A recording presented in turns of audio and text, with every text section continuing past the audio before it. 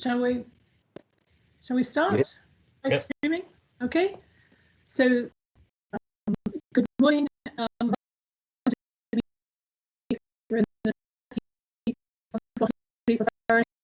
Held using Teams.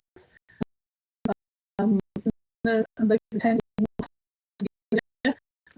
what I said is obviously during the current restrictions and guidance on distancing as a result of COVID-19, we've taken the decision to live stream the video of all the committee meetings to the SPA's website, and so the meeting video is now being live streamed.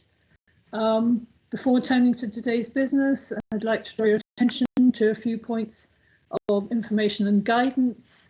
Prior to today, all meeting participants have been given a copy of our participant guidance. I'm sure everyone's read the information and has it to hand, and it's around please stay mute if you are not speaking, raising the hand, not using the chat line.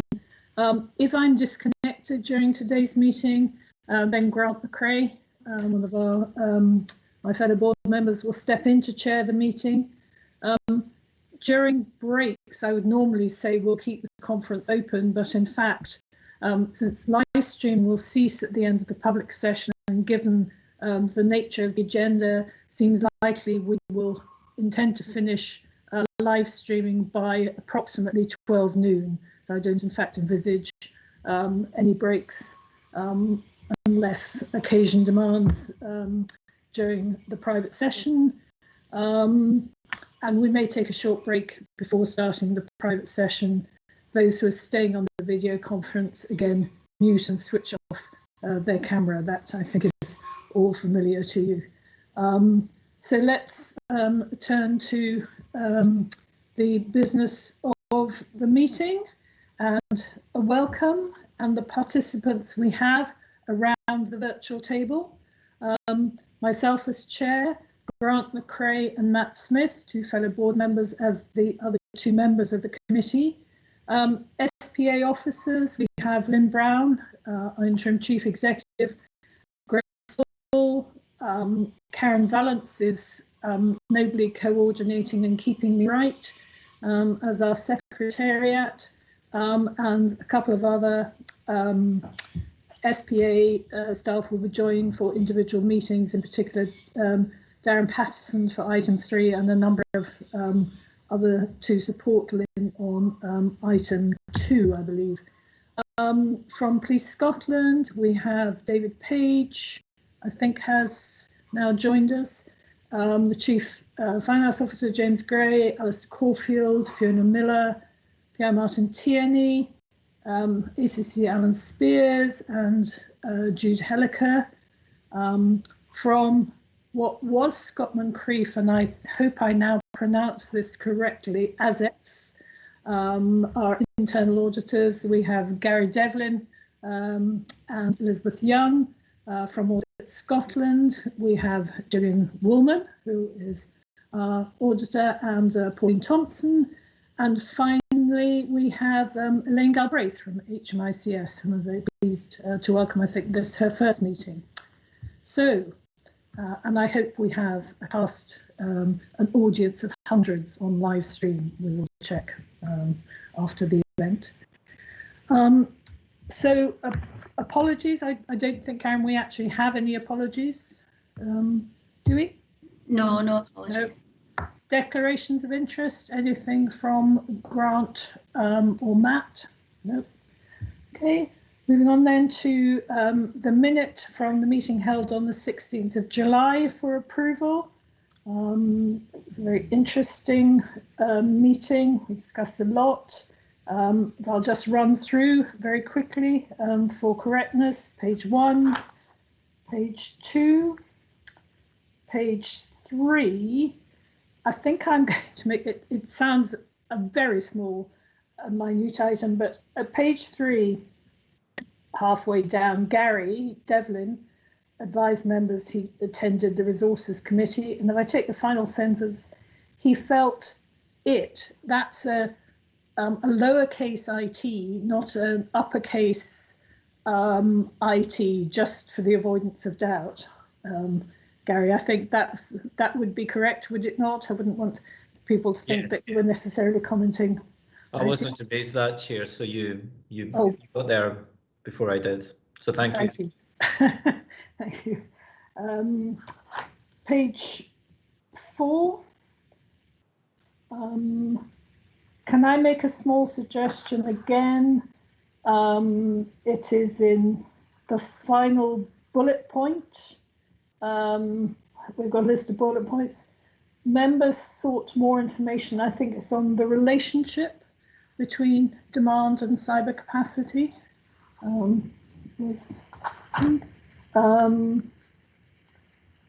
Item 5, sorry, page 5, page 6, page 7, page 8. Those people, any other corrections? Gillian, sorry, I ignored your hand, I apologise. Chair, it is page 8 and section 5 relates to the Audit Scotland interim report. Yeah. It's not quite reading correctly there, and I'm just wondering, without changing the substance substantially, if I can suggest amended word into secretariat afterwards. It's just not flowing, Chair. Right. And just give me a hint as to what's incorrect. So, I don't think the sentences are quite right. I think it's more to do with that. P. Gillen, and by the way, it's Pauline Gillen and not Pauline Thompson for the record. But in the minutes, correct. I think it's just in your list of attendees today. Second paragraph, Pauline Gillen raised concern that certain hard copy information could not be received due to COVID-19. Yeah. This would have an impact in completing the audit report. Well, it would have an impact in completing the audit. Yes. Gillian Woolman confirmed that any areas not completed due to COVID-19 could not be completed. Supplementary and an opinion doesn't work there. You're absolutely right. So I do have to just drop a wee note later today, Chair, but I want to assure members there will be no substantial change to the substance of the discussion that we had at the time. Thank you. Thank you very much. Thank you for pointing that out. I should have read it more assiduously myself. Absolutely, and I think we picked that up in I think it was in the action log, because of points arising. I think that issue about information has now been resolved, I think. Yeah, okay. Thank you. Subject to those changes, everybody content? Yeah, thank you very much. Action log, and indeed the first on the action log is the point you just raised. You're now content? You have all the information? Content, yeah. Thank you. Proposed to close. Interim audit for SWP. Yes, well, we'll come back to the SWP, I think, on a number of occasions. Right. And the joint working, that's it is ongoing. David, I don't know if you want to comment just on positive progress, question mark? We had the latest meeting on the forensic services back yesterday. We had meeting with the change side and Fiona Miller from our risk function, looking at the risks of what's the risk to forensic services of an interruption in supply of services from Police Scotland, which is a new area we've been looking at. Good progress. We've had P&D conversations, change conversations and risk conversations, which were the 3 outstanding areas. Feedback from Tom Nelson and Fiona Douglas is very positive, as it is on my side. So we're getting very close. I think probably the next cycle will be at a place where we've got a template in place that reflects both the services and a good measurement of services received. So good progress, and Tom and Fiona are quite happy with it as well. Thanks, Chair. Thank you, and I'm very pleased, Fiona, to hear that appears as a risk. It appears as a risk on the operational, presumably, Police Scotland risk register. Excellent. Okay. Decisions taken since the last committee. I don't think we have taken any decisions, although I suppose there might Graham, Gary, we have signed off one assignment plan. Is that correct? We signed off the new, the extra COVID-19 assignment plan. Yes, Chair. Yeah, thanks. And finally, then, excuse me, a decision on taking business in private, and it's proposed to take items 7 to 11, which include the draft annual report and accounts in private. For reasons stated. Pretty content? Good. Thank you very much indeed. Good. Moving on then to item 2, audit and improvement progress. And Gary Devlin, over to you for the internal audit progress report from your perspective. Elizabeth Young is going to take this, Chair, if that's okay. Of course. Thanks. So our progress report just provides members with a summary of our progress through the plan for the year. As you'll see from the table on page 1, we've got 4 reports complete. 1 came to the last committee, benefits realisation. Members have got wellbeing to discuss today, and the 2 follow-up reports as well. Our activity over the period since the last audit committee has mainly been focused on 2 audits, benefits realisation, which we've just completed the field work for, and also the COVID review that members signed off the assignment plan for after the last meeting. Both of those audits are reaching completion at the moment, and we will circulate draft reports for those in due course. We've also been scoping the audit plan for the remainder of the year and working through the assignment plans for those which are making their way through the approvals process. So happy to take any questions if members have any. Grant, any questions from you? No. Unmute. You're on mute, but I took the shaking of the head to indicate. Yes, apologies. Yes, no questions. It's very clear. Thank you. Matt? Just one point for me, Chair. It's in relation to the corporate governance issue. I know we agreed to defer it. Did we get revised timetable dates for that? Or do we have any? No, we haven't confirmed any revised dates as yet. I think the initial discussions we had that it would probably be Q4, but we're intending to pick that up again to see if members had any kind of different views. Yeah. Okay, thanks. Thank you. No, I think that's fine. I'm pleased to see we're working through the plan as intended, and I think the core financial systems absolutely essential for from our point of view, and indeed from Audit Scotland's point of view, because that's something they always rely on in their audit, and really going to be interested to see the benefits realisation, because I think that's a thread that's going to run through a lot of planning and the rest for the future. Okay, thank you very much. Thank you. And then your report on progress of following up internal audit recommendations. Elizabeth, are you taking this as well? Yeah, I'm going to take this as one as well. Thanks, Chair. Summary of progress outlined on page 2 of the report. As members will see, there has been a slight increase in the total number of actions, going up from 47 to 57. And the kind of key reason for that across the piece is that COVID-19 has delayed the kind of final completion of a number of those actions, which is, to be honest, largely as what we would expect at this stage. In a slightly more positive light, however, the graph on page 3 will show that whilst the total number of actions has increased, the number of aged actions has decreased quite significantly, with a number of the older actions being cleared in the period, which is really positive news. There are 5 that remain from 2016-17. All of these relate to non-pay expenditure.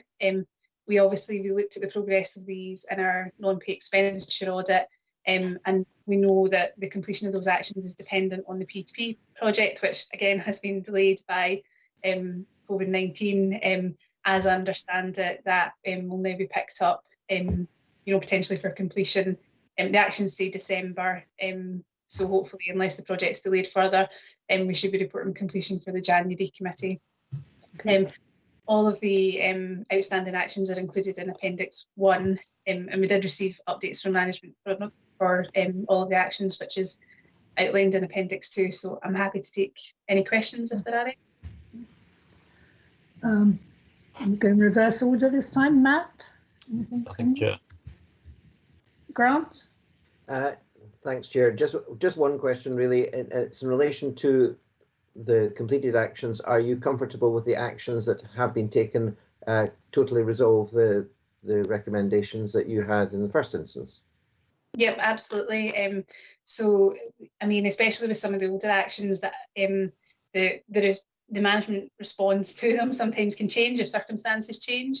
That's not uncommon for the older actions, but what we do in that circumstance is we go back to the original risk that has been raised, and then we would work through what's been done to satisfy ourselves that even if it's something different than what was originally planned, it is appropriate, and we are content with those. And we do regularly have dialogue with action owners where they might feel that they've completed the action, but we don't feel that the risk's been addressed. Exactly. Mm-hmm. Yeah, we're completely content around that. Okay. Right. Thank you. Thank you. That's very interesting. And actually, vaguely relates, I think, because we have, there is a long outstanding action recommendations still in progress, long-term financial planning.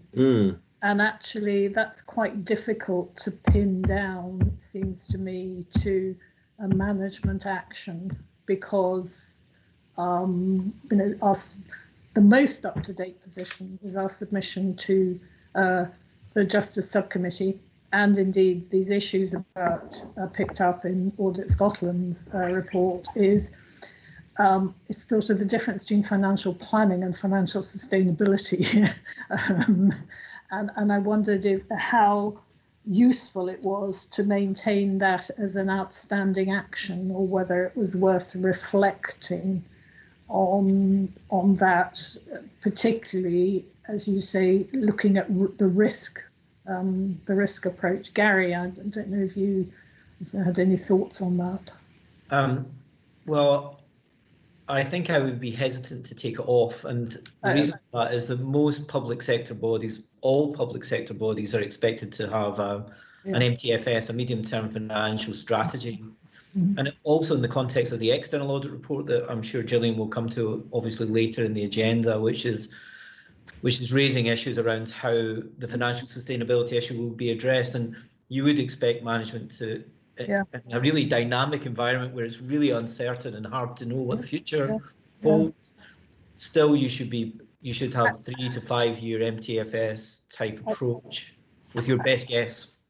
Yeah, no, I completely accept that. I suppose I'd have to go back and look at it just as to whether, as Elizabeth has indicated, the management actions need to change. But that would be my only thought.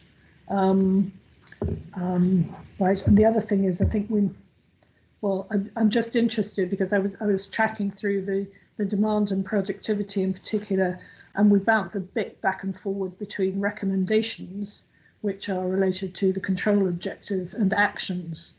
And so we might look at that for the future, just see if we can be a bit clearer about that. Okay, thank you.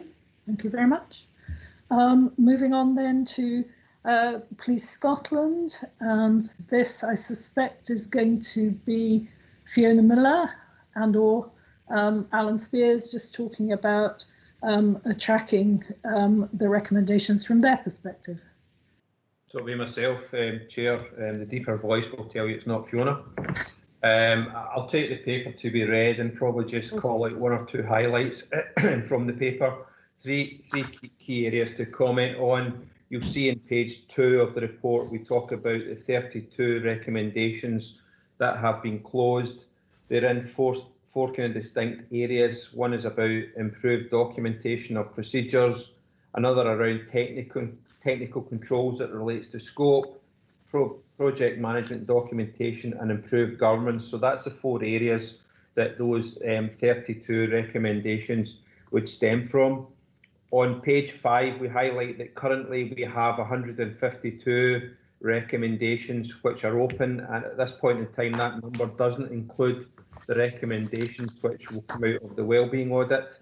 In broad terms, about 72% of those recommendations right now are on track and that's a slight improvement on the last quarter.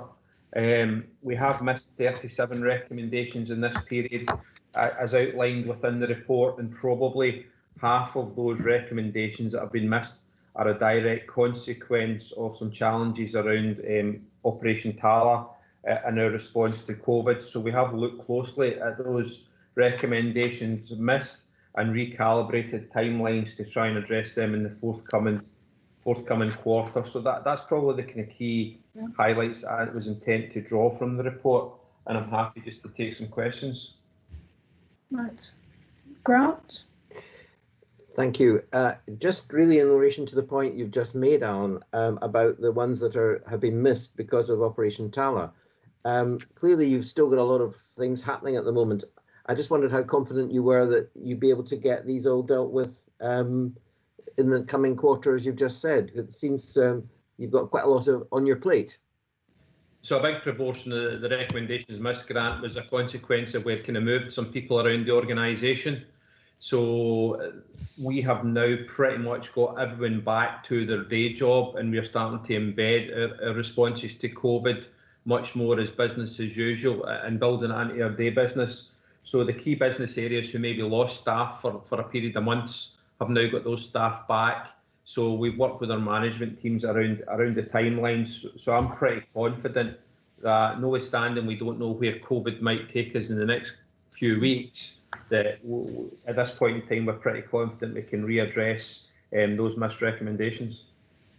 Right. Could I just, on a follow up to that, in the sense that one of them is the SPA relocation costs, which the reference is it's going to be in the 23rd September 2020, which is obviously pretty soon.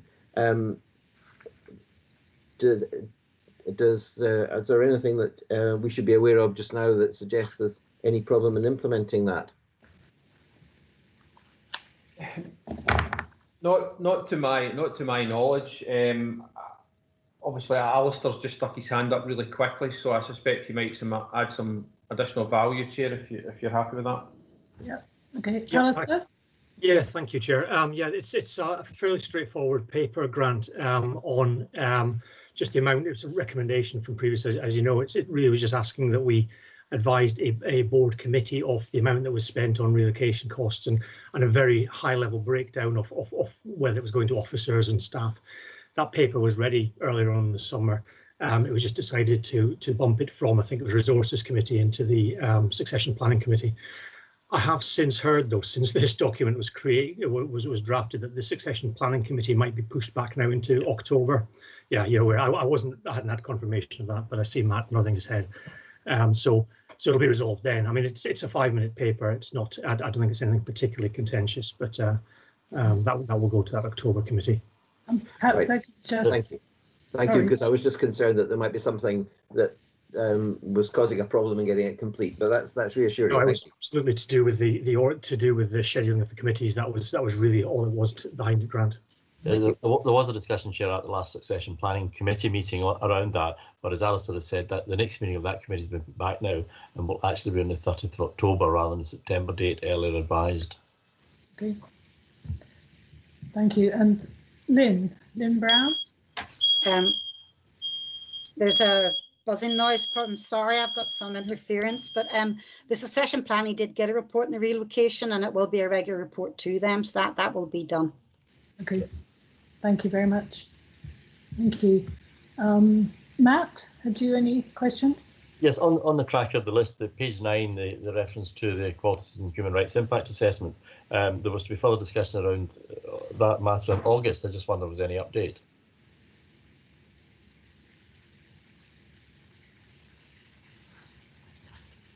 From Police Scotland, Alan?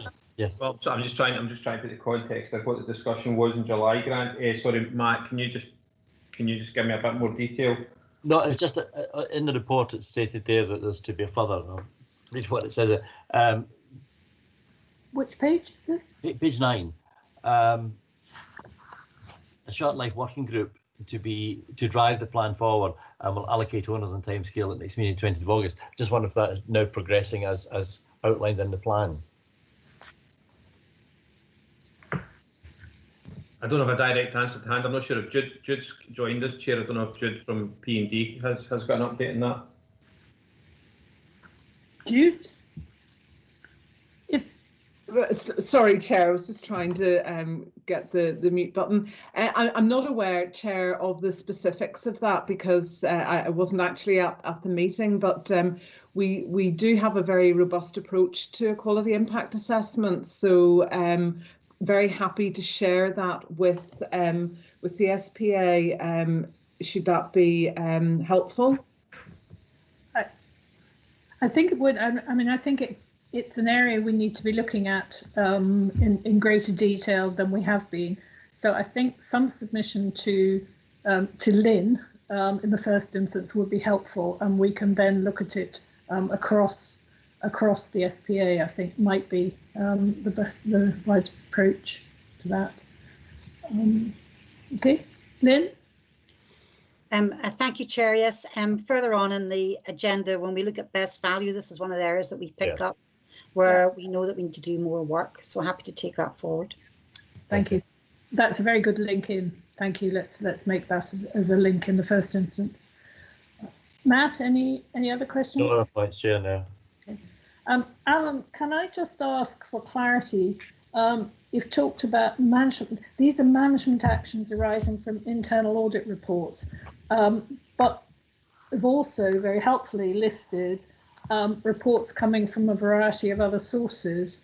And I thought that was quite useful to just clarify, as it were, place on the record, and very relevant when we come to the HMIS scrutiny, because as I read this, and I think this is right, there are 20 internal audit reports, 13 from HMICS and 12 from other sources, including both the Information Commission's Office, Digital Forensics Working Group, which I think is possibly not quite in the same category, and others, but you can see, as it were, in terms of the balance of where recommendations are coming from. But am I correct? This is only covering the management, the statistical analysis you're giving us is only covering the internal audit reports. Alan? Sorry, I've just put my microphone off rather than put it on. Yeah, that's exactly right. We're trying to capture now all sources of internal inspections or audits, and then presenting the relevant data here, but it's all captured and held in one place.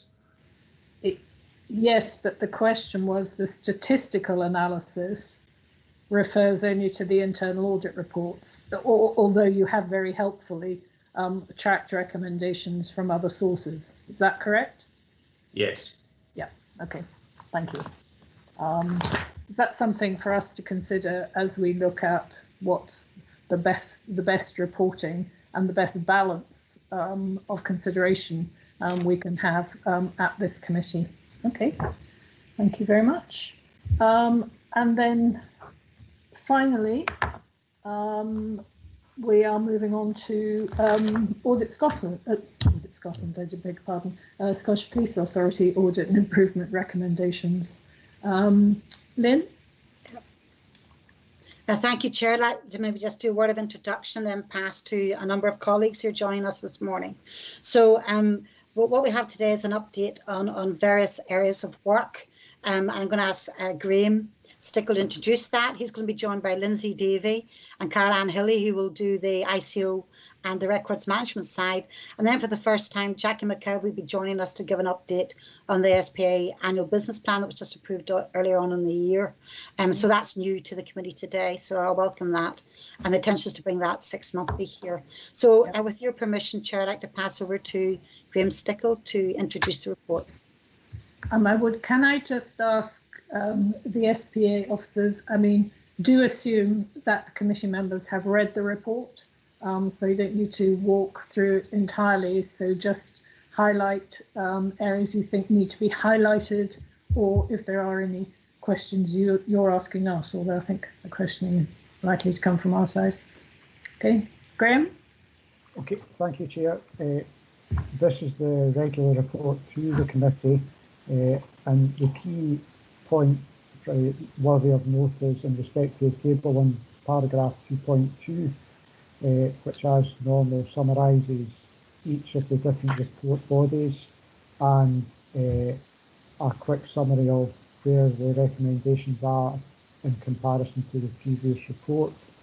If suitable for the committee, we can then add to that table, as Lynn mentioned, the business plan reporting, so it's easy for the committee to track changes to the business plan, should that be desirable.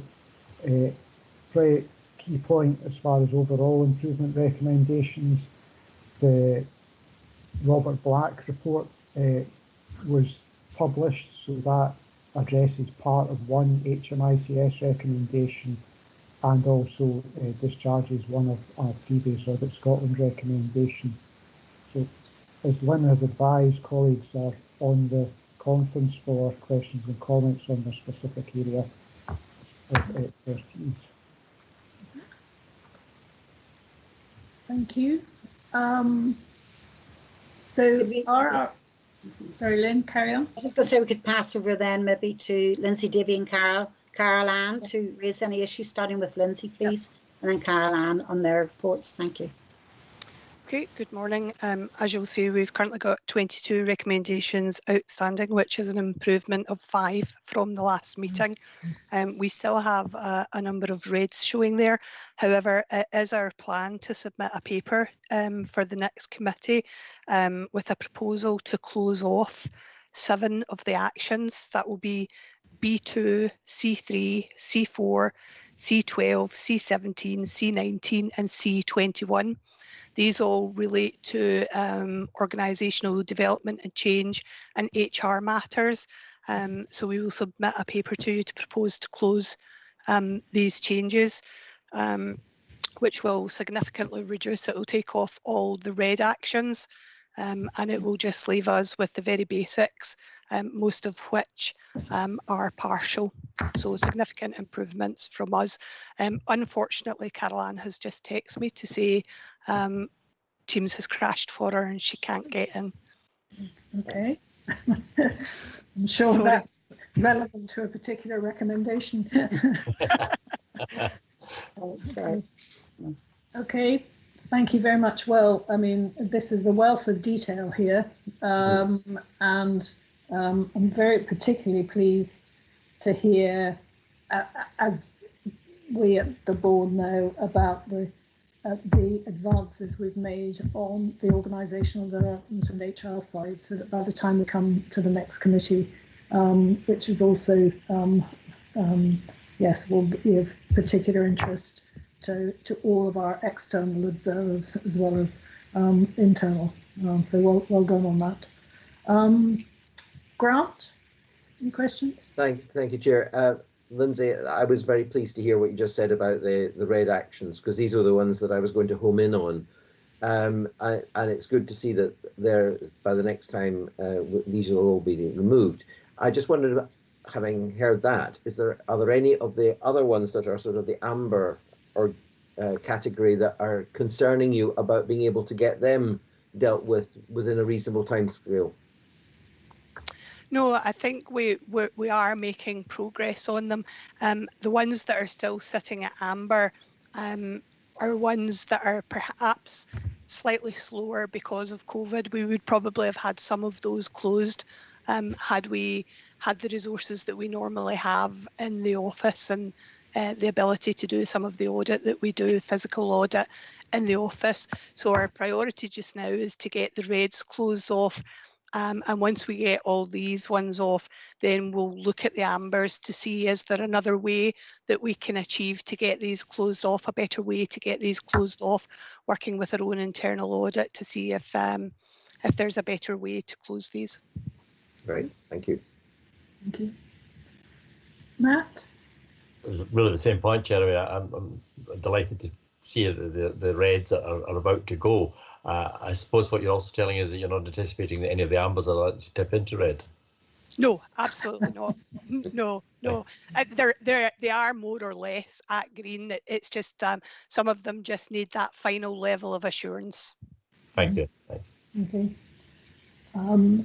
And I suppose my only thought in respect of all this is, really welcome progress, and the ones that are, I think, and relevant to a theme which is running through the last set of committee papers, and certainly when we come to our discussion of risk in the afternoon, is about data and is about the ICO recommendations and needing to pick up and making sure about the security and the quality and the use of data as we go through. So those are not to be forgotten, as it were. Okay. Absolutely. Thank you very much indeed.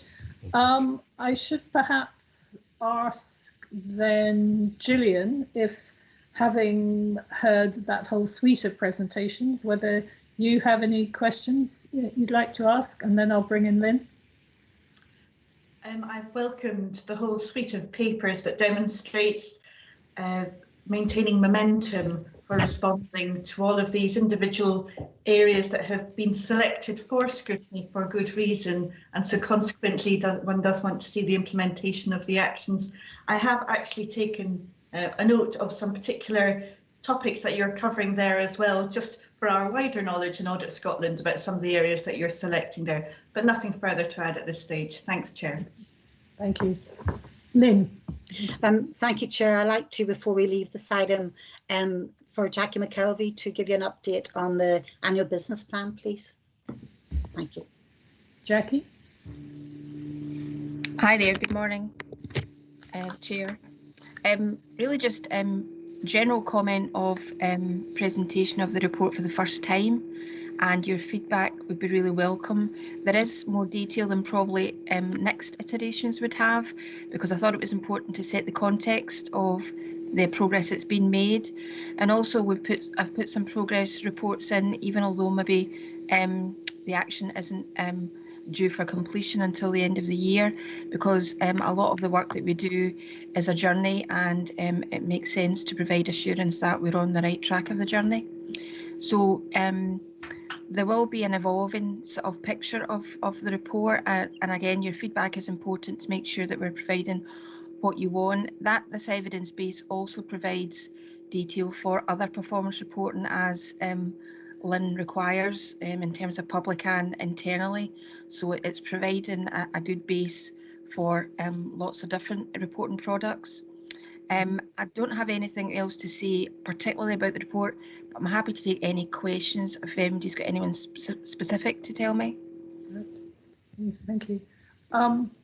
Thank you. That's a good call, and I think probably we need time to reflect on presentation and across the piece. But that's a very good request and very timely. And in a sense, my instinct is you're right. It's more detail than you'd expect to see in subsequent reports, but good to see in this initial presentation. And I personally welcome the looking forward a bit, because in a sense that's in line, I think, Grant, with a couple of the questions you've been asking.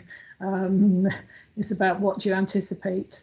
But Grant, any questions or comments for Jackie? Just really a comment, and it mirrors your comment, actually, Chair.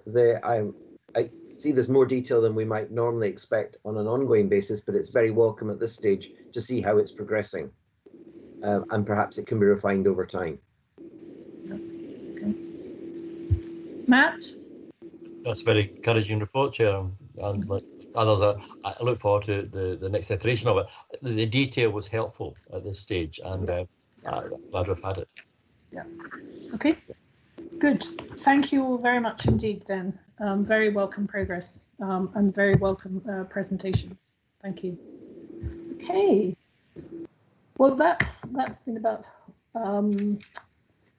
existing reports, including internal audit and other reports, and we now move on to a new internal audit presentation of a very important area.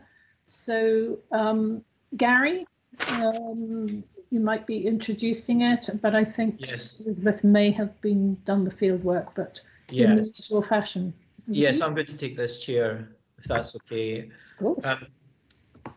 I'm going to assume, like you mentioned earlier, Chair, that members have read the reports. I'll talk to the highlights of the report, and maybe start by way of background. I mean, as you say, any police force or any organisation would have staff well-being at the core or as a key strategic priority.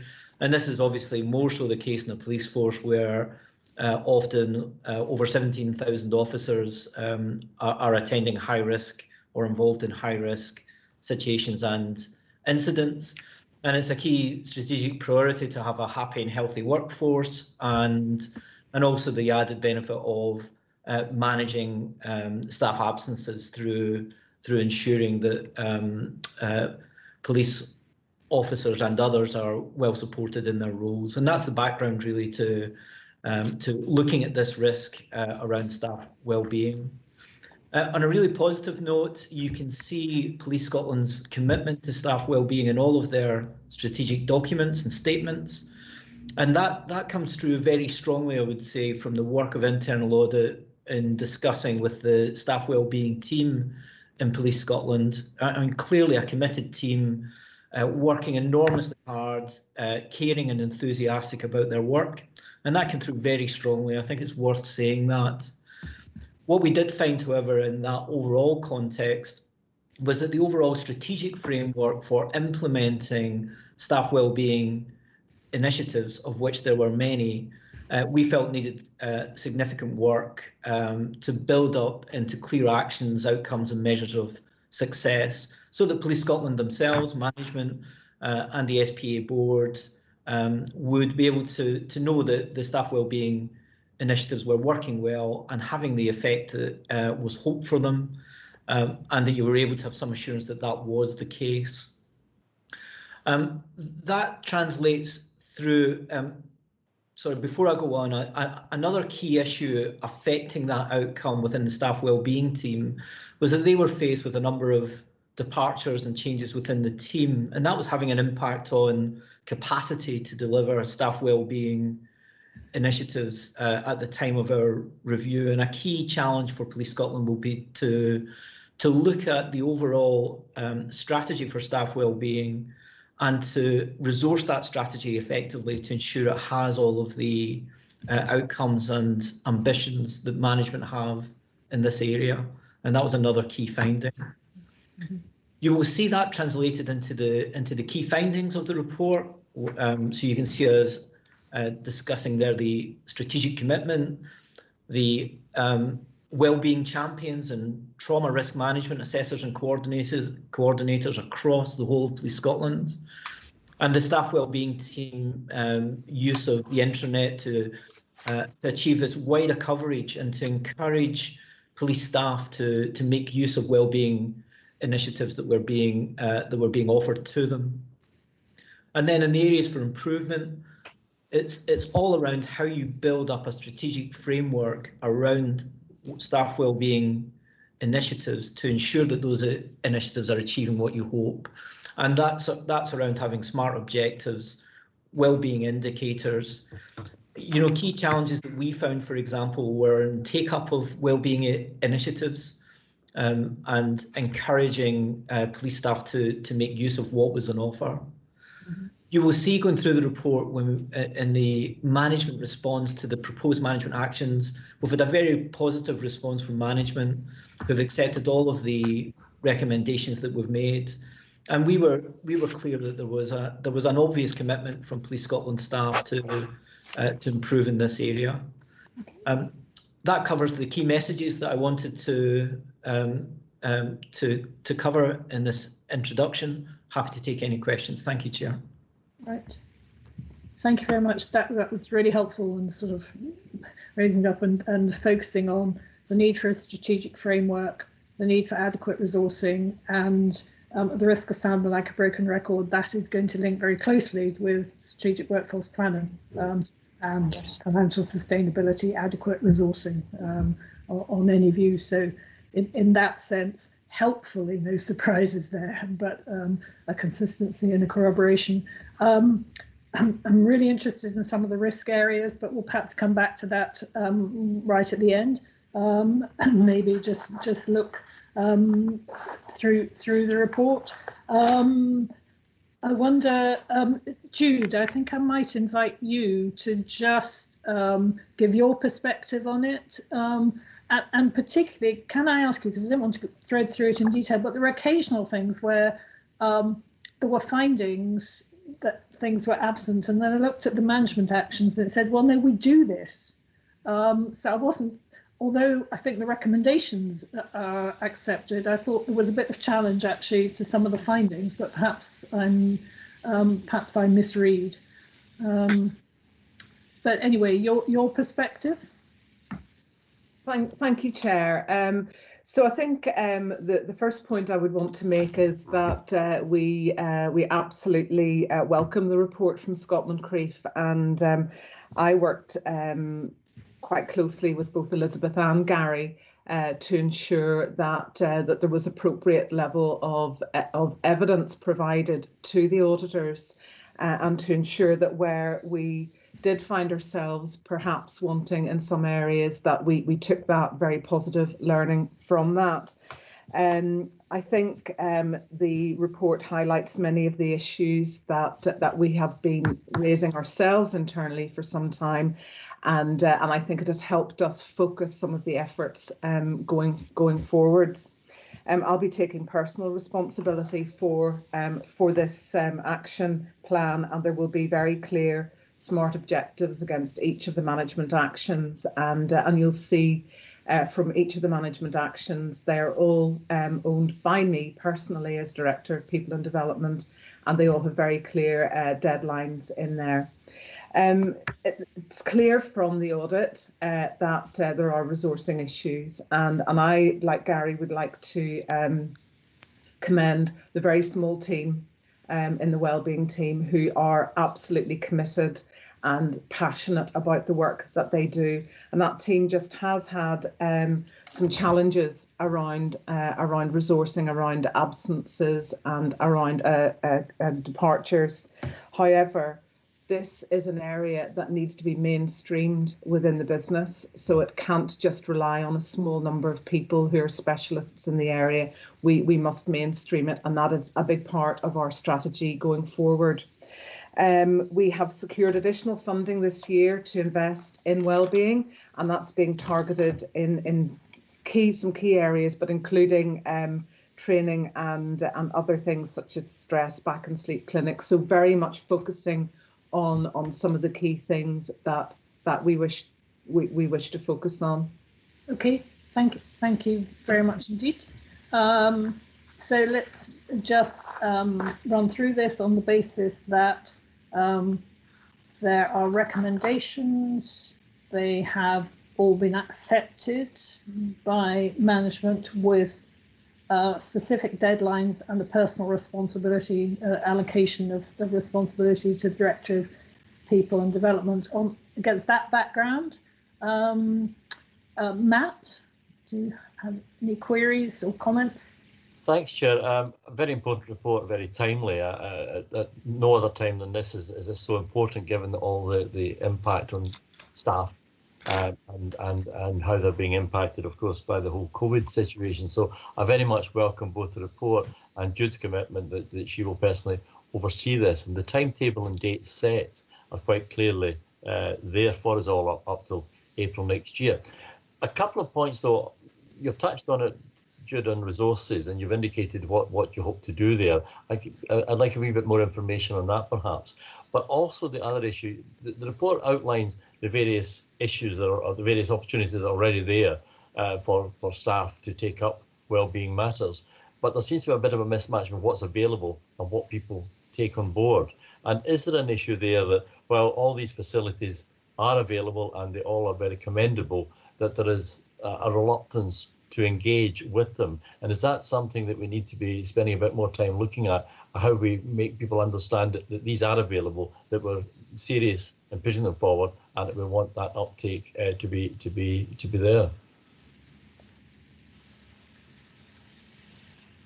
I'm going to actually slightly intervene because I'm just sort of conscious of running time. I think that's a fantastically good question. I think it's a question that this committee probably can't answer, but that I suggest that's one we take forward to the Resources Committee. But I mean, we are mandated. It's with it is envisaged that we will take reports and we will make recommendations to other committees, and I think that's a really good recommendation for the Resources Committee to investigate in more detail. Can I suggest that? I'm comfortable with that, Chair, but I didn't want to miss the opportunity of this important report not to make these points and have that recorded as our position. Absolutely, absolutely. So we are here to raise intelligent questions and get other people to answer them. Thank you. Anything else you wanted to pick up? Matt, no. Anything else? No, thanks. Grant? Thank you, Chair. I've got exactly the same thoughts as Matt on this. But I just wanted to sort of, if we could, in some way, drill down into the take-up area or the lack of take-up. Are there geographical aspects to this? Is that sort of information being in some way analysed so that we can home in on perhaps the parts of the country or the list of activities where one might expect to see some queries or requests for assistance, and where there seems to be a gap, an obvious gap, to see whether in fact that is due to a lack of communication or just a particular set of situations where historically perhaps there's been less take-up in one part of the country versus another. I think in providing information to the Resources Committee, perhaps being able to actually home in on the take-up or the lack of take-up, I think would be very important. Which is all around the issue mentioned earlier about data, the data presence, data quality, and interpretation of data. That whole flow through. Yes. Gary. Maybe just to add a little bit of colour to Grant's question, what the internal audit team were told during the field work, and perhaps Jude or some of the uniformed officers may be able to shed more light on this, is it was sometimes seen by uniformed officers as a sign of weakness to take up what was being offered, and there's a cultural barrier in a sense. At times, I'm sure there are many complex issues that are contributing to that outcome, but one of the areas we were told was that sometimes officers are simply reluctant to be seen, to need help. Okay. Yeah. Thank you, Gary, because that's exactly the area I was trying to home in on, that whether there was an inbuilt reluctance and how, if that reluctance exists, how to break down that barrier. Good. Thank you very much. I had some questions on the nature of the report, as it were. Things. One is just clarify for me, because I'm being page 21, which is the control objective. There's oversight at an appropriately senior level with regular monitoring and reporting, which indeed we're talking about. And the recommendation is we recommend a clear governance structure is set out, and the management action review of governance reporting, including documentation submitted to each governance meeting. And I wasn't entirely clear what that meant. So I think my request would be just in reviewing that governance reporting, just what you mean by each governance meeting. It means different things to different people, and the extent to which it includes the SPA committees. And my other question, just a little bit on risk, the cover paper very helpfully indicates at 4.1, the report raises a number of significant issues that indicate a heightened level of risk. There is at the executive summary, at page 4, impact on risk register. Certainly, I may have an incomplete copy, but it says this review is linked to the following risks from the Police Scotland risk register, and there aren't any because it's the SPA strategic risk is mentioned here. So I think there certainly are more risks in the Police Scotland risk register, and I think it is absolutely relevant and important that you suggest there is a heightened level of risk, and so this is just indicating to committee members and others that when we have a discussion about risk, I'd like to see how that's reflected when we look at the update of the risk register and we look at risk in more detail. Chair, on a reflection on that, I think we could have been a bit clearer about. I mean, what we mean on the governance point is clarity around what well-being information should be produced and who it should be reported to and how frequently, and some kind of framework for clarity around that. But the other point you made around risk, I think we have been too high level in specifying in that section exactly what the risk is with hindsight. So I'll take that on board, Chair. That's fine, and it's just, you know, as the whole of our reporting evolves. My other question is a bit cheeky, really, but at control objective 2, the control objective is well-being is delivered in an efficient and effective manner, including taking into account the best value responsibilities of the Chief Constable. And I wasn't quite sure where best value figured in the report. So effectively, all of the report is around best value. So a feature of the best value regime is around continuous improvement. And one of the ways that you demonstrate continuous improvement is through responding to internal audit reports. So all of this area, in a sense, is contributing to efficiency, effectiveness, economy, governance, transparency, and so on. So, you know, it's difficult to separate out best value as a concept from all of this. I absolutely see that. It's just in there as a specific control objective, which, I mean, it may be a better way for you to consider. The way, Chair, that I guess the team were thinking about this is if you get the strategic framework right that sits over the operational delivery of well-being, that will demonstrate best value because you'll have your SMART objectives that will tell you what success looks like, and you will be able to report against those in a measurable, meaningful way, and you will be able to demonstrate to yourselves as an organisation that you are achieving best value through that mechanism, and that's the key part of how you would demonstrate best value in this area. But I guess maybe reflecting on the fact you've asked that question means we've not been in the report, we've not been absolutely clear about that link. Yeah, I absolutely see it as an overall. It was just the facts in relation to that control objective. Darren, you had your hand up briefly. Apologies, Chair. Yeah, it was just to make reference to the explicit point within Audit Scotland's best value toolkit around people management to wellbeing as you know, one of those key elements of wellbeing. But I appreciate the point's been covered off already. Apologies. Well, good to see that you're thinking along the same lines as our internal auditor. That's very encouraging. Okay. Gillian, is there anything you'd like to ask? Or I, in particular, took note of this report because it is such new territory for audit to be going into, certainly from my experience. So I thought, as Matt has already said, timing is everything with respect to this and everything that's going on in the wider world. I've got a note to self.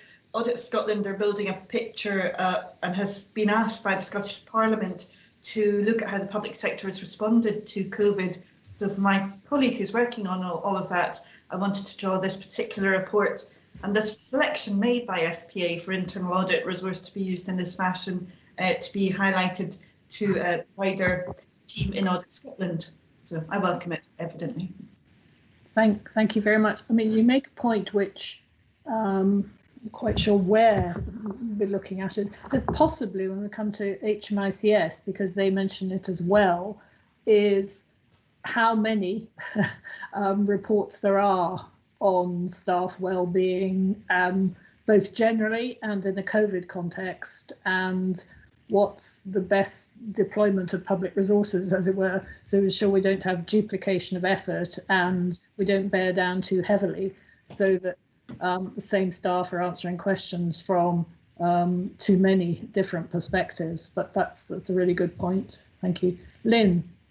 And maybe just to add to what Julian was commenting on, I mean, obviously, Resources Committee and the board get quite regular updates on wellbeing, and I know that Police Scotland have been very clear and covering COVID in those reports. So again, we'll make this available to Audit Scotland as well, because they're very important. Yeah. But that's a good illustration. So we've got 3 different areas within the SPA, as well as all of the internal governance, as it were, within Police Scotland. Yeah. Okay. Thank you very much. Anything else? Anybody would like to comment or question on that report?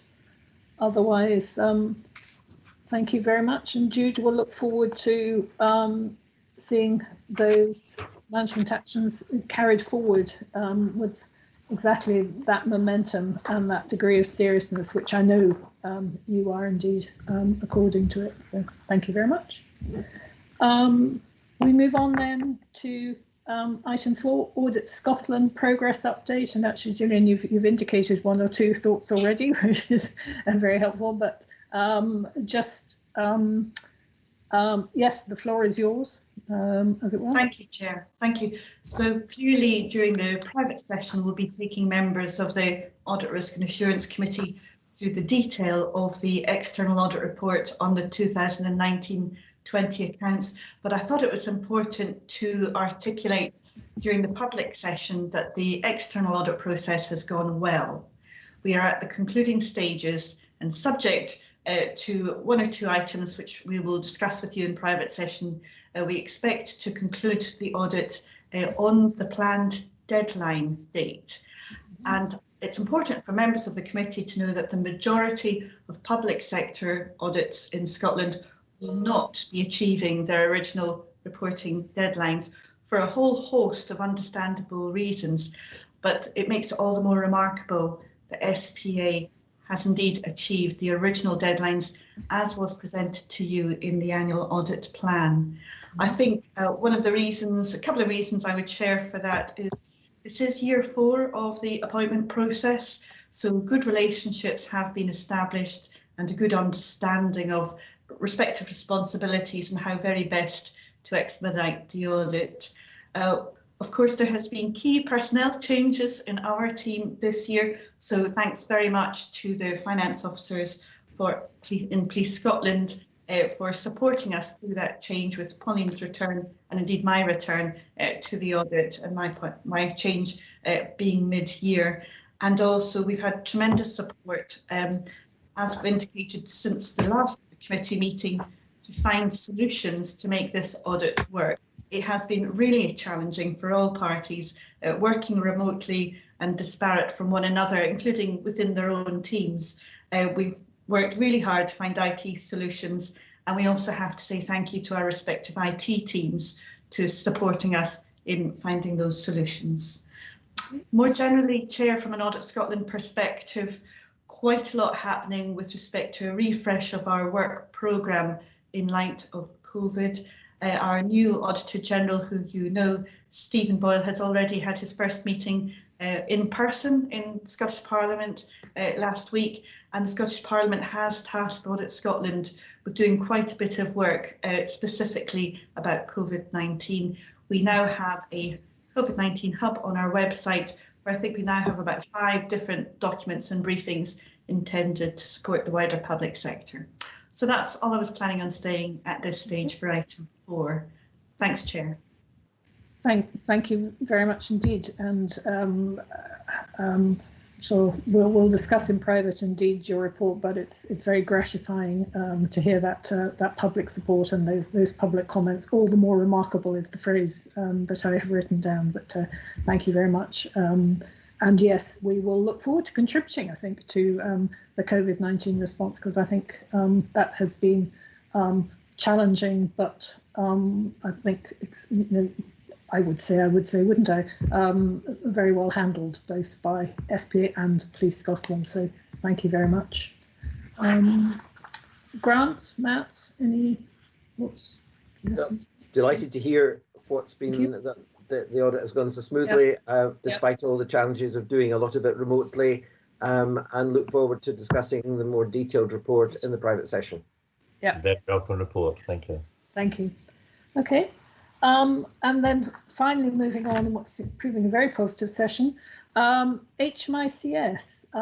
For the first time, we have HMICS bringing a paper to us, and it's on the back of a recognition on our part that, as I said, 20 internal audit reports, but 13 from HMICS covering a very wide spectrum, and the committee will recall an action arising from 2 committee meetings ago, was that we would have a discussion with HMICS and Police Scotland about how we could bring greater visibility to both the process of how, in the sense, HMICS recommendations arrive, but even more critically about how they are addressed and scrutinised, and how those recommendations are implemented. So Gillian Thompson, who's I'm sure on the line. Gillian, you've provided us with the annual scrutiny plan, which I think is very interesting, and that's it's dated August, so it is almost mid-year, but reflecting very much on COVID. Gillian, would you like to speak to that or ask us any questions? Lynn, you've got your hand up. Yes, I think today we've been joined by Elaine Gilbreth, Gillian and Marie. So it's Elaine this morning. Thank you, Chair. You are, thank you. Thank you for reminding me. Elaine, my apologies. Not at all. Good morning, Chair. Thank you very much for the invite today in terms of speaking to the scrutiny plan. I'm probably providing a wee bit of context about how we've arrived at this plan, and also, as you touched on, in terms of publication date being the 3rd of August. As you'll be aware, obviously our inspection activity, the Chief Inspector Mrs. Emery took the decision in March to suspend our inspection activity, but provided updates both in the media and to relevant stakeholders in April and June with regard to our intentions with regard to the scrutiny plan, which was still to be published, and areas that we were planning to look at on activity being resumed. 2 key areas being the criminal justice processes that had been very quickly streamlined in accordance with the legislation that was brought in, and also in terms of Police Scotland call handling in respect of the national rollout, accelerated rollout of the contact assessment model. So the way our process works in relation to the scrutiny plan is we do and gather obviously views from a range of stakeholders, and indeed in the beginning of the year, the calendar year, we conducted an online survey with the public and then gathered views. And this is the first time we'd actually done that in terms of the public's view in policing. So the plan has been pulled together very much with an eye on what can be achieved in terms of slight adjustments that have had to be made to not so much our methodology, but our approach. And was published on the 3rd of August, highlighting key inspection activity that had still to be concluded. So we'd had to pause the training and development inspection and also our hate crime inspection. Training and development, coincidentally, has been published today, and the hate crime inspection activity is being resumed over the course, well, from next week, where we'll go live again with another survey. We found the digital arena has been quite important to try and gather views that we would normally have got from focus groups, and we're trying to utilise that as best possible. Other areas that are in the plan, as you can see, include our crime audit, and again, that's quite a focused area of work. We last did an audit in 2016 and requires quite a lot of planning by way of logistics. So if I can give specific thanks to Police Scotland, who have accommodated our full audit team in order to be able to do this key piece of work, and that keeps us on track in terms of being able to produce the crime audit at the end of the year. Transformation and workforce assurance, again, is an area that you'll have seen in previous reports and briefings that we've been monitoring, but we've recently written to the authority, Police Scotland, to advise that we will do a more topic-based approach in terms of this work. So again, we are scoping what that will look like, but the likelihood is that we will start looking at this demand modelling, which I know is featured in various, either both the board and also the performance committee. Another area that there's quite a lot of focus on in terms of scrutiny is the 26th Conference of the Parties in November next year. And again, and I think it was touched on in terms of the different scrutiny areas, there is ongoing dialogue, both in terms of the internal auditors, with the board, with Police Scotland, in terms of what that assurance activity will look like.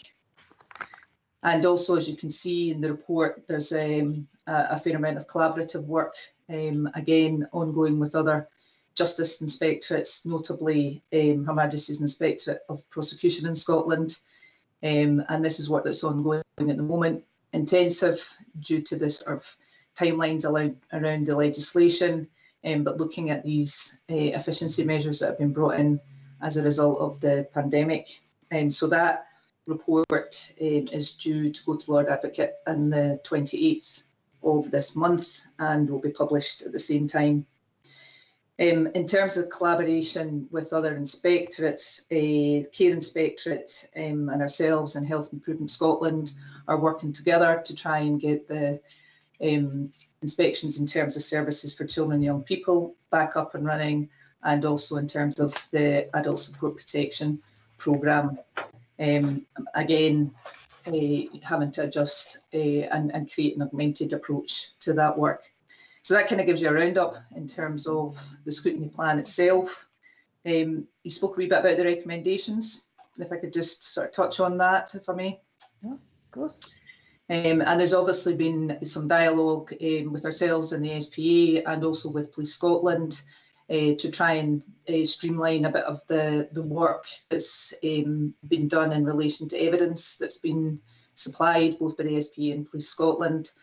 Again, using as best we can the digital processes that have been put in place. Both Police Scotland and the SPA are actively now involved in that. We're probably in a better position now in relation to being able to get that evidence and recommendations proposed for closure that we can review internally.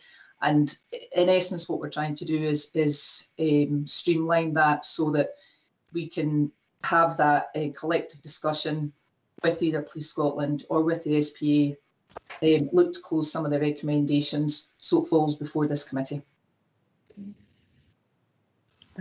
Thank you.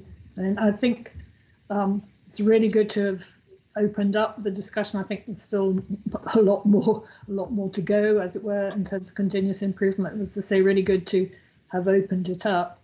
I've got a couple of questions and maybe come to it at the end. Matt, any questions or comments? No, thanks very much for Elaine, for your outline of the report and indeed for receiving the report. Just one general point. Looking at the appendix and the consultees who contributed towards this, is that a list of those whom you normally go to, or is it a defined group? What I'm thinking is it is obviously and quite correctly very much public sector based, but do you have a wider consultee group for those who are not necessarily in the public sector but who have an interest in policing matters? Yeah, that was part of the rationale in terms of putting the survey online this year. Again, that wasn't something that's been done before, but it was felt that that would provide a better reach, along with some publication, through social media routes, in terms of directing those, as you say, that have an interest in policing. As you can see, Roddy Irvin's got his hand up and was probably involved in that process. So he may wish to add some more. Okay. Thanks. Roddy, do you wish to add? Well, I just wanted some general comment. Yes, I was involved in the early stages of this scrutiny plan before I returned to Police Scotland. I think it was a very pragmatic decision of HMICS to stand down in the light of COVID earlier in the year, but we very much welcome that standing back up of that scrutiny activity. I do think the online survey is very positive to capture that widest possible input beyond what might be obvious in traditional partners, to get the actual sort of person on the streets view. In terms of the hate crime, we've been working with the relevant areas. My business area has been working with the relevant areas with Police Scotland in terms of some self-assessment work in terms of hate crime. And yes, as Elaine said, we've been working very closely in terms of supporting HMICS for the crime audit that's working just now, which I think is very important. As Elaine said, last one in 2016. And also, yes, in terms of the follow-up for the recommendations, making sure we get the best evidence possible and we continue to push through the realisation of those recommendations. I would echo what I think Elaine said there in terms of there's an increasingly positive relationship there in driving those recommendations through to conclusion. So just some general comment there in terms of Elaine's input. Okay, thank you very much.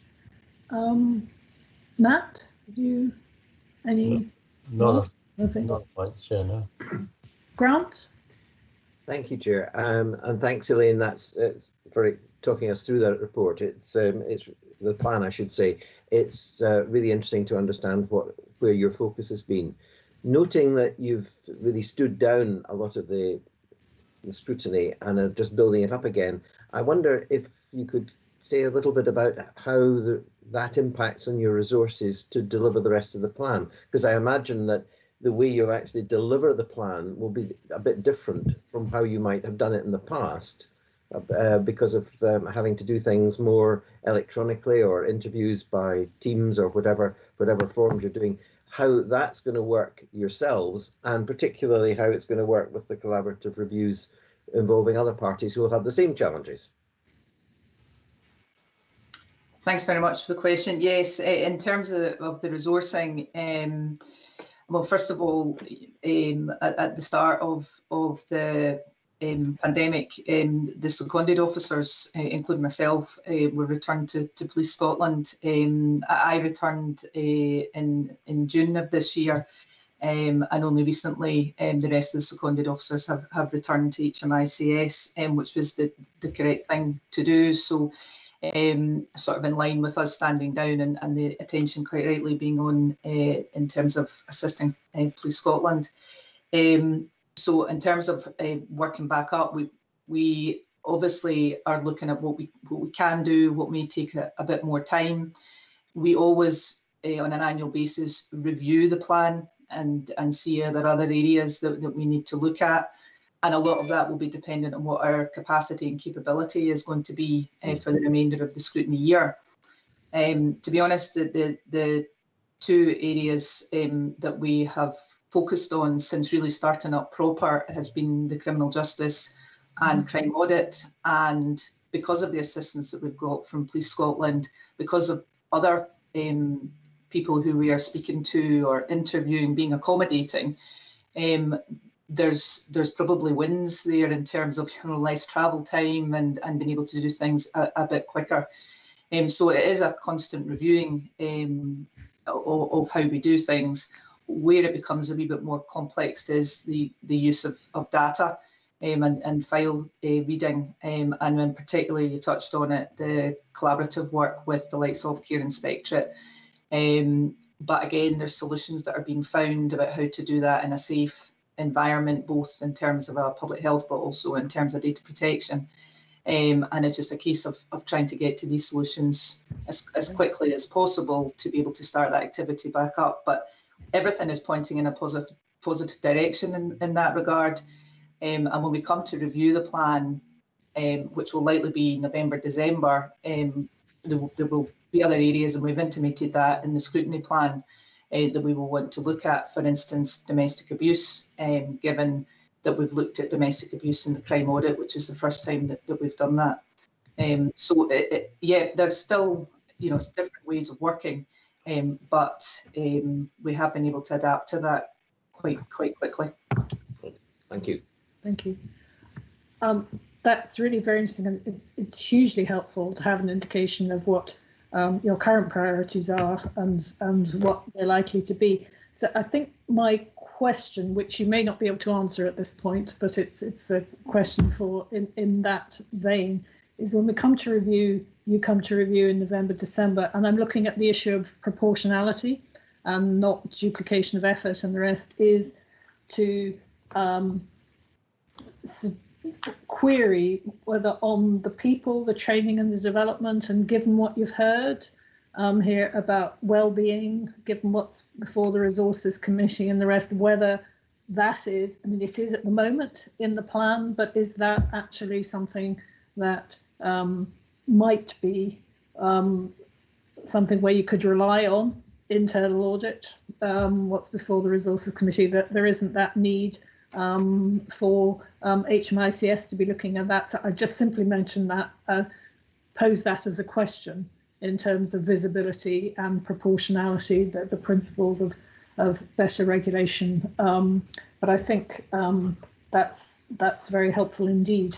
Thank you. And I think in terms of action, I think more work to be done with the SPA and Police Scotland staff about just the efficiency and the visibility of reporting and implementation of recommendations. And we've touched on that earlier in the agenda, because, as I say, we need to be tracking what's happening with HMICS recommendations, even though most of them from an SPA principle, we're holding the ring on that, but the interrogation in detail is likely to be with other committees.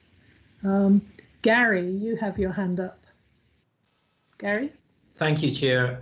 I just want, just listening to that question, which one of the things that members will note is the overlap in some areas of HMICS scrutiny plan with, exactly as you mentioned, the internal audit plan. So it's just really in a way to reassure members that the internal audit team, meet quarterly with the HMICS team. We talk through the plan, we talk through the work that they are doing, and it goes beyond that. We also talk in between those meetings, so it's not a once and for all hit. And I do know that HMICS take note what we're planning to do and the scope of what we're planning to do in internal audit into consideration when they are then developing and then implementing their scrutiny plan. I just thought that might be helpful context and background. It is helpful, provided, as it were, from my point of view, that the SPA are present, because the internal auditors are not in the same, they're not the equivalent of HMICS. So I think that's important, because that seems to me, yeah, something that would be odd to do it on a sort of bilateral basis, I think. Elaine, you. Yeah, it was just to follow up from Gary's point there. The quarterly catch-ups with the internal auditors are, the same as we have quarterly catch-ups with audit and assurance and within Police Scotland, and obviously in terms of our conversations with the SPA as well. We are, if there are areas that are raised, and we have these discussions to say, we're going to be looking, for instance, probably the best example I can give is the Conference of the Parties in terms of the SPA oversight group, which we attend. and our intentions have been laid out in with regard to what we are intending to look at. But prior to that and ongoing at the moment, we have conversations with the internal auditors. We're obviously aware of the Metropolitan Police Review as well. So taking cognizance of other scrutiny on one thematic area, so that, as you say, there isn't that duplication of effort, but importantly, having been on the receiving end, on the people who are being inspected. Absolutely. And so just as a question, this would be an obvious way, do you swap assignment plans? Because this is the item we're coming to, and the next thing is we do make sure that the assignment plans which internal audit are working to are fully considered by the committee. Anyway, I'll just leave that with you as a thought. Yeah, well, everything that HMICS does is published. So the plan is published, our terms of reference for each scrutiny area are published, as well as the report. So everything is there for publication, but we do have these probably provide more context in terms of the meetings that are structured and set in the calendar. Yeah. Okay, thank you. Gary, you still have your hand up. Is that another point, or is that a coming down? That's it coming down, Chair. Apologies. Not at all. Thank you. Roddy, I think you had your hand up. Yeah, and probably Elaine's covered the point. Certainly from my role at HMICS, I was aware of the close coordination between internal audit and assurance in HMICS. And since taking up my role in audit and assurance, I've been actually struck by the very regular contact with the company formerly known as Scott Moncrief. But I think actually the reason I took down my hand was I think Gary and Elaine had covered that. Yeah. Okay. And that provides it. Lynn, is there anything you want to add from your perspective? Yeah, it's interesting. I do feel if as assets, former Scott Moncrief are meeting with the HMICS, and it's on internal audit. I mean, they are working to the management of and to the committee. So, yeah. And I don't feel completely involved in that, or the authority. So I think there is a conversation to be had there, Chair. I agree, and I think the action from this is further conversations to be had about the best process, the best and most appropriate process. Yeah. Okay. Gillian, anything from your perspective? Okay. Okay. Thank you very much. Well, thank you all, and that's the first time really we've had anything much of a discussion about HMICS and how it fits together with the authority scrutiny roles. So that's really, really very helpful indeed. Thank you. Look forward to more. Okay, and then finally, let's move on to we've begin to touch on the area of governance, and this is a couple of issues which were carried forward from the last meeting when we didn't really have time.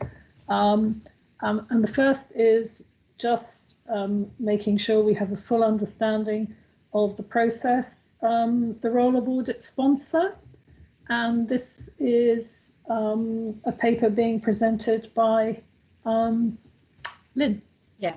Thank you, Chair. Yeah, first of all, I want to say the paper is being presented by myself, but it's very much being done in collaboration with Police Scotland and with Scott Moncrief Assets, where we have discussed this because it involves us, the three parties, to reporting into the audit committee.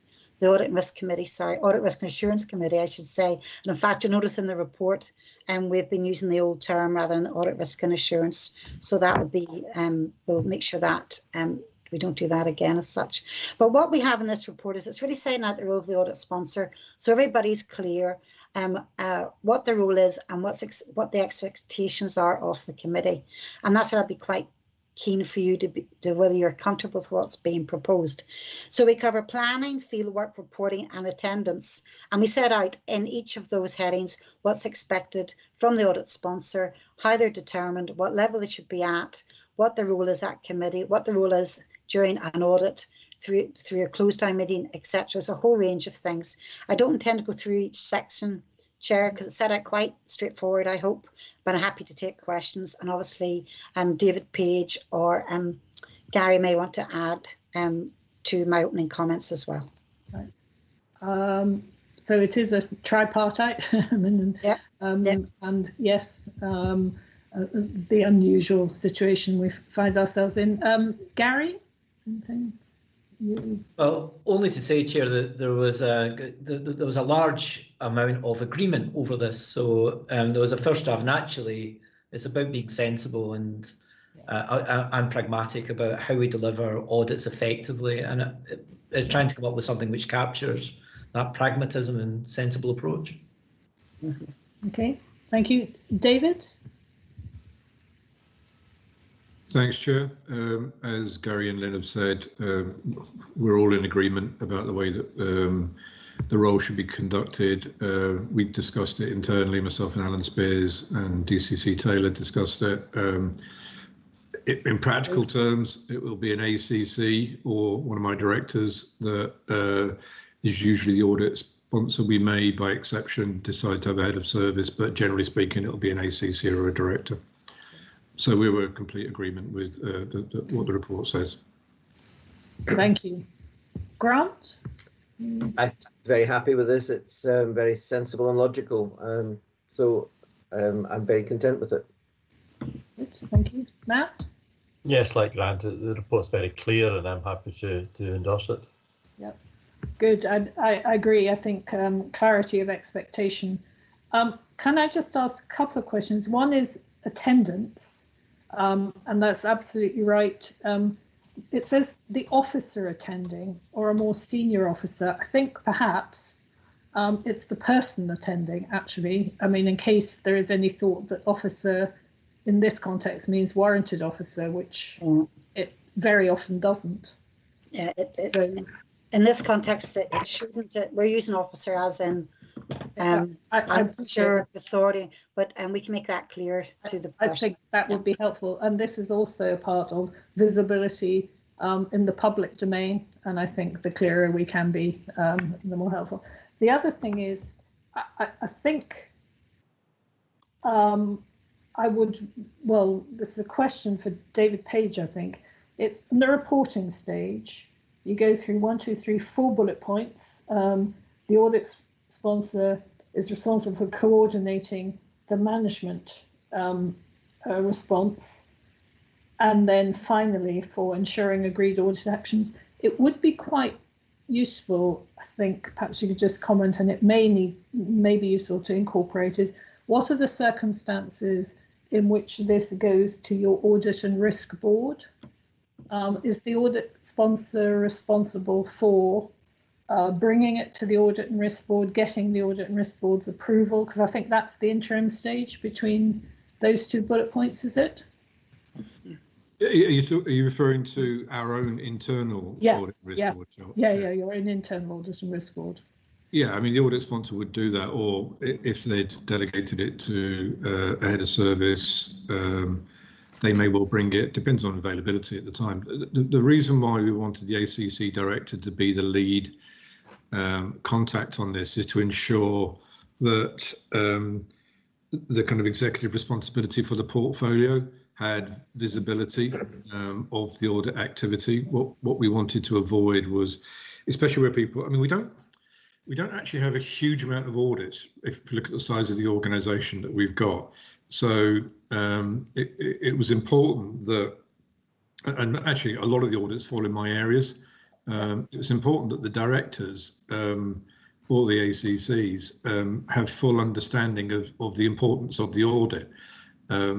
It goes back actually 3 or 4 years when we didn't actually have the level, and Gillian will remember this from her previous time at Audit Scotland with auditing others. We didn't really have the level of executive ownership of some of the audit activity. Part of getting audit to work efficiently and effectively is there's got to be consequences of not doing it. And the consequences of not doing it tend to fall from the level of seniority that actually manages and looks at it. So that's why we have our own internal audit board. That's why we have ACCs and directors. That's why all the deputies sit on our internal audit board. That's why we have one of ACC Spear's key responsibilities is keeping an eye on this for us. So it's moved up the level of importance in the organisation completely differently to where it was 4 years ago. And now having an ACC or director personally accountable means that it warrants the level of seriousness that any audit report should have. So that's why we've got them in there, and that's why they attend our own boards. The really important thing about this as well is setting of the management action and setting the date of delivery. Because again, if you go back 3 or 4 years, one of the things that we had a dreadful track record of was actually getting audit actions done on time. And that was because the people weren't actually thinking about what was actually needed to be done. Now, because we hold everyone to account internally, the director themselves or the ACC themselves has to take the time to really interrogate and understand, are they setting the audit date at a reasonable time that they can deliver it? Are they setting the audit date at a reasonable time that it should be at pace to respond to an audit action? So again, this is part of the putting the responsibility at the top of an individual division or a portfolio area. Yeah. No, I think that's a spirited and wholly persuasive, not even defence, promotion of audit. But my question was actually whether or not there should be a reference to the audit and risk board. So can I just invite you to go and think about that, which is in the reporting stage. But yeah, we can if thank you. Need be. Thank you. Okay, that's excellent, and I think we are all agreed that greater visibility, understanding, and an acceptance of responsibility is absolutely key. So this is most welcome. Thank you. And the second is internal audit protocol. Now this was something which arises out of what is and what isn't in the internal audit plan.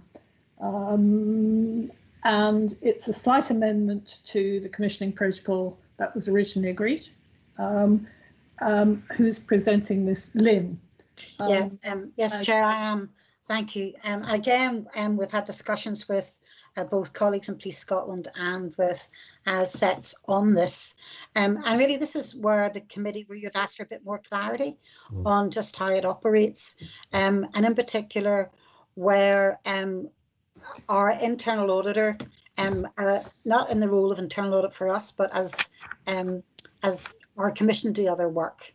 And quite often that happens because they are the best placed organisation to do it in terms of understanding the environment they're working in and understanding the issues. So that has happened on a number of occasions over the last year or so, and the Audit and Risk Assurance Committee just wanted a bit more clarity around how that operates.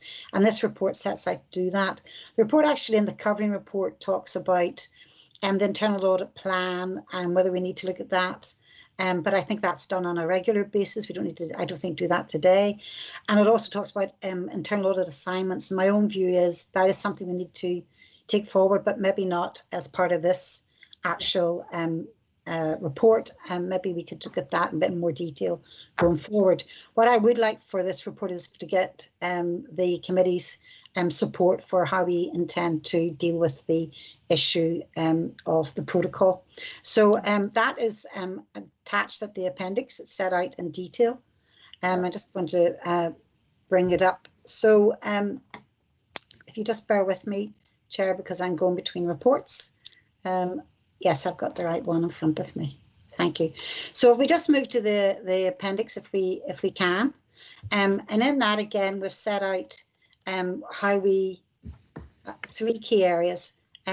First of all, how the annual audit plan, how we take that forward and how that's commissioned. Then we talk about the additional work, and I think that was the particular concern of the Audit and Risk Assurance Committee, the additional work. We set out how that happens, how it should happen, and also, more importantly, how the work at paragraph 7, how the summary of all the work undertaking comes to the ARAC on a quarterly basis. And then finally, just to give reassurance to the committee, we set out in the last section from paragraph 8 onwards, sort of mandatory considerations around this, where it's very much set out to ensure that the internal audit team remain independent and undertake its functions and role effectively. And there is, at paragraph 11, you see it is responsibility of the Chief Auditor to inform the ARAC Chair or myself if they think their independence has been threatened or been undermined in any way by taking on this other work. So really that's for setting out how we'd like to take this forward. Happy to take any questions. Again, if you wish our audit partner or DCO page to comment, might be worth it. Thank you. Yeah. I think I do have one very outstanding question, but maybe Gary and David, just briefly, you're content with this as it stands? I'm content with it. I think it's important that as executives, we've got the ability to utilise the skill set of the internal audit function to support us in the kind of day-to-day management of the police service, if you like. We have to do so in an appropriate way. We have to make sure there's no conflicts there, but they do have a skill set and they have a familiarity with Police Scotland that can allow them to hit the ground very rapidly and assist us in certain specialist areas. So I'm very content with it. Thank you. Entirely take that although that is the area in which I have a tiny bit of a concern about the draft as it stands. But I think it's a really good, clear structure for what we're addressing. Gary, are you content with it as it stands? Yes, obviously I was part of the consultation in the paper through Lynn and David, but it makes perfect sense to me. I think it's a good way forward. I mean, I do know, Chair, you're going to be discussing the internal audit contract later in the agenda, and you know, it's probably worth thinking about how you incorporate that in the next tender round, about how you deal with all of this. But it's perfectly sensible. Okay. So can I ask the question which I'm a little unclear about is, I mean, absolutely sensible, annual audit plan, additional work for all the reasons David has said, out with the internal audit plan, absolutely, maybe identified from a variety of sources. And then 6, the applicable rates will be agreed during the commissioning progress. That's fine. Where contingency days from the annual audit plan are to be used, well, actually, what we're saying is this is additional. It isn't within the internal audit plan.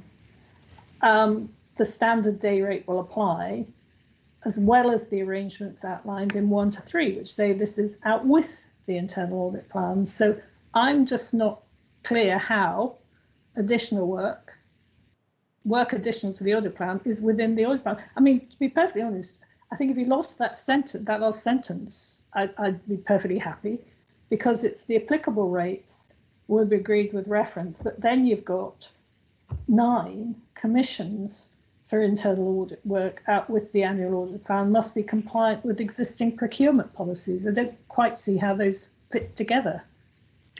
Okay, Chair, can I maybe try and explain what we're trying to do in that? And the first bit of that paragraph, just make sure Mike's on. The first part of that paragraph is really to say sometimes the rates may be different from what we've agreed in the contract for internal audit. And that is because it might be a completely different report. The second bit is really to do where in some instances, and I think I might have done this in terms of we looked at some risk assurance work, and we may, where we have got additional days available in the audit plan where we're not going to use them, where we take that from the funding, which is slightly different. It mightn't be making that pretty clear, but that is where it's not precluding us using any of those contingency days, but with the actual approval of the committee, which is set out in paragraphs 1 to 3. I think there may be a more elegant way of framing it. I'm happy to look at that to improve it with your agreement. Yeah. I think perhaps what you're saying is there are 2 possibilities. One is you using contingency days from the internal audit plan and varying over, essentially. That's on it, which is fine. But the second is, as I read this, you may be commissioning something which doesn't, where you haven't got the funding or the capacity to vary over, but you are literally commissioning additional work for all the reasons Davis outlined. And I think that perhaps if we made that clearer, that would be helpful. Yes, Chair, that's exactly what it's trying to say. Maybe we could separate out that paragraph to make that clear. But this is really going back to DCO Page's comment where, you know, management, we do have to have the capacity to commission work that may be out with the internal audit contract, and that's what that's trying to cover. But we can make that clear and separate out that paragraph, and I agree that wording with you. I think that would be very helpful, because I think these are two slightly different things, but the mandatory considerations still apply, so that makes a great deal of sense to me. Thank you. No, Gillian, I was going to ask, but I think it's because my cursor is hovering over you, not because your hand is raised.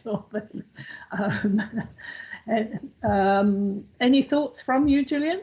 No, quite content. Grant, anything from you? Thanks, Chair.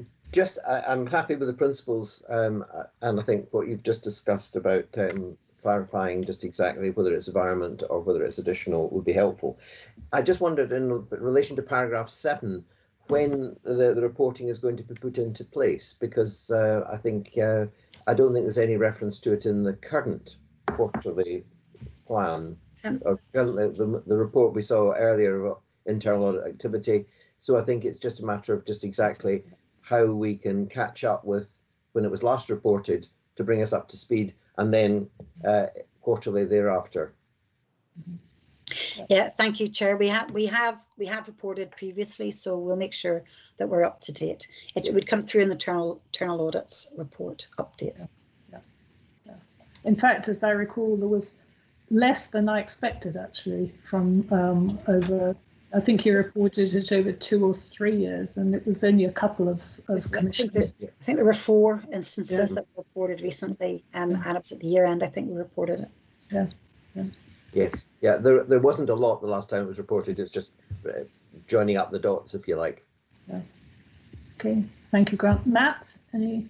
Thanks. Yeah, my concern in this matter at an earlier date had been the potential for conflict, and I think that's still, I think, covered in paragraph 11, although the onus there would be on the internal auditor to deal with independence matters.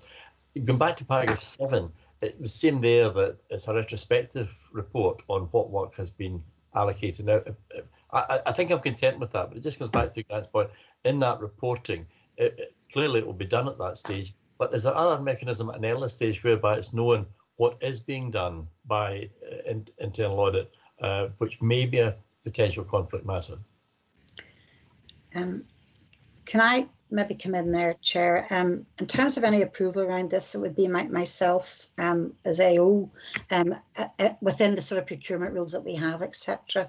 And to take a view on that. I'm happy to maybe give the committee notify them what's happening, but rather than ask for specific approval, because specific approval is around the internal audit plan itself. This is just sort of normal commissioning that we do out with, but I'm happy to maybe just have a note that you understand what's happening. I'm content with how Lynn has outlined it there in terms of procurement procedures, Chair. Yeah. Okay. How then does that reconcile with under the maybe it's the annual audit plan, but paragraph 3, a recommendation by the ARAC chair should be sought for changes? Mm-hmm. Are we saying this is not a change? No. That's what we're trying to make clear. The internal audit plan has to have changes to it, have to have specific approval, normally from the committee or the chair, I think.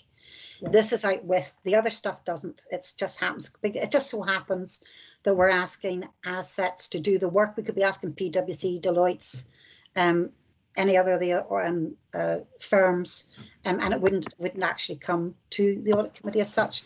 But where it's the audit plan and there's any change that has to be approved by the committee or the chair, because you've already approved the audit plan, so any change to it has to be approved.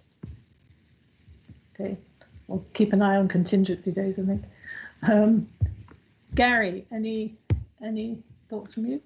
No, I mean, just to say that independence is as important to me as it is to the committee, and I'm bound by public sector internal auditing standards, and if I did anything that was against that, I would be held to account for that, both by this committee, but also by our own quality assurance and by other measures and means. So it was just really to maybe give you that assurance that you know, that's as important to me as it is to anyone in this call. David, you have your hand up.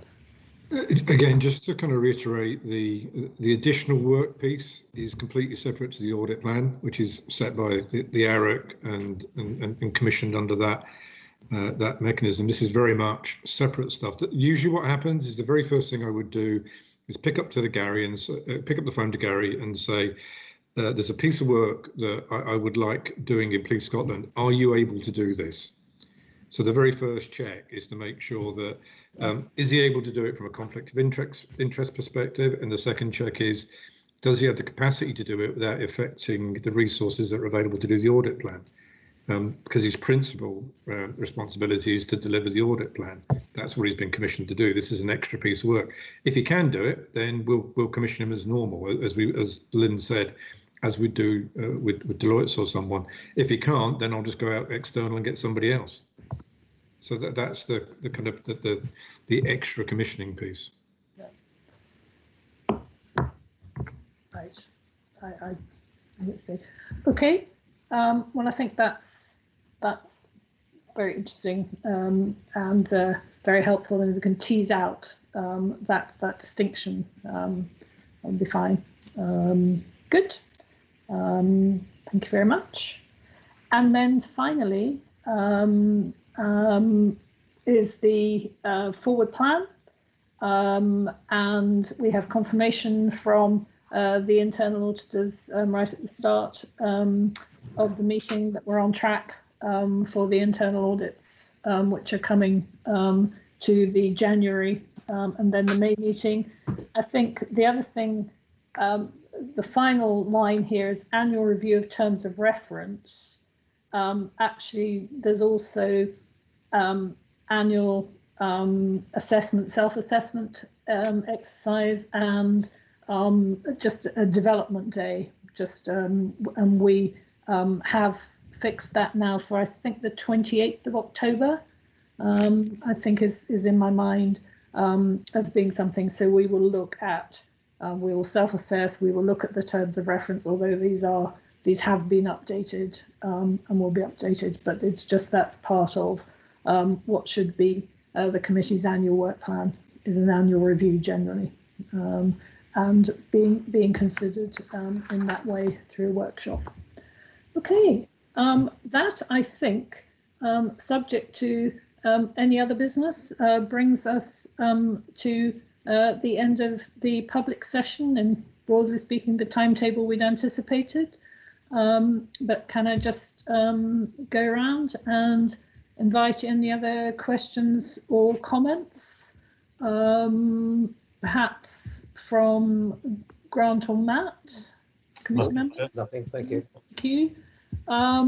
From Gary as our internal auditor? From you?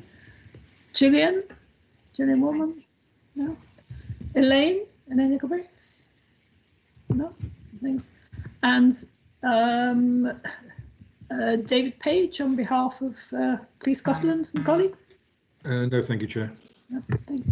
And finally, Lynn, I hope I've not missed anybody out in this round. Lynn on behalf of the SBA. No? No, thank you, Chair. No.